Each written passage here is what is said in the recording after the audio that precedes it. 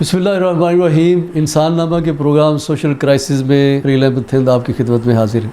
मैं बैंक के काउंटर पे खड़ा होता हूँ, एक शख्स मेरे पहलू से निकलता है, आगे आ जाता। वो अपनी बारी का इंतज़ार नहीं करता। मैं बस स्टॉप पे खड़ा होता हूँ, एक ही सीट है, सामने नज़र आ रही है। एक शख्स तेज़ी से मेरे पहलू से निकलता है और वो वहाँ जाके बैठ जाता है। कहीं भी पब्लिक काउंटर पे, पब्लिक प्लेस पे लोगों ने कतार में लगना होता है, वहाँ इस तरह के मनाजर अक्सर देखने, कभी कभार नहीं, अक्सर देखने में। ये क्या है? ये वो अखलाकी बहरान है जो हमारी पूरी कौम के अंदर सरायत कर चुका है। इसका नुकसान क्या है? ऐसा क्यों नहीं होता कि एक के बाद दूसरा शख्स आए तो वो उसके पीछे खड़ा हो जाए, खुद ब खुद लाइन लग जाए। हमारे यहाँ पे पाकिस्तान में, हमारे माशरे में पुलिसमैन भी खड़ा होता है, सिक्योरिटी गार्ड भी खड़ा होता है, इसके बावजूद हम उसकी वायलेशन करते हैं, रास्ते तलाश करते हैं, किसी न किसी तरीके से ये बंदा पीछे हट जाए, मैं आगे हो जाऊँ। आखिर ऐसा क्यों नहीं होता कि जो पहले खड़ा है उसकी बारी पहली है? अखलाकी तौर पर मुझे ज़ेब नहीं देता कि मैं उससे आगे चला जाऊँ। उसका हक़ है, मैं उसे देने के लिए तैयार हूँ। कहीं भी आप देखिए, किसी भी जगह पर जहाँ पर इज्तिमाइयत होती है, बारी का इंतज़ार करने की ज़रूरत होती है,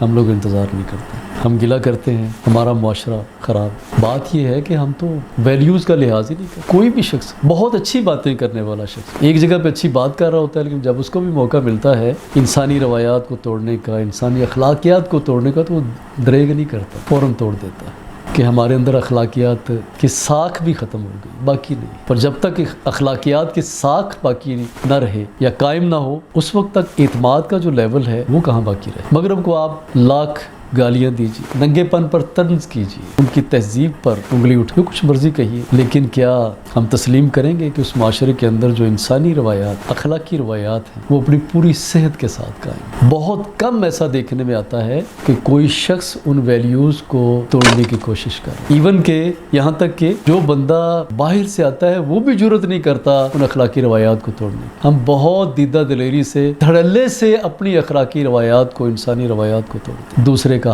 हक मारने का मतलब ये नहीं होता कि किसी के पैसे खा लें, किसी के प्लॉट के ऊपर कब्जा कर लें। हक मारने का मतलब ये भी है कि आप उसकी बारी को सब्र के साथ बर्दाश्त करने की कोशिश ना करें, उसकी बारी को अपने तौर पर गस्ब करने की कोशिश करें। ये भी हक मारना है। हमें इससे निकलना होगा। आला अखलाकी रवायात को अपनाइए, ये हमारी तरक्की की ज़ाम। हकीकत में ये हमारी शनाख्त, अपनी शनाख्त की तरफ लौट आई। मैं आपको ज़मानत देता हूँ एक बेहतरीन माशरे की। बहुत शुक्रिया।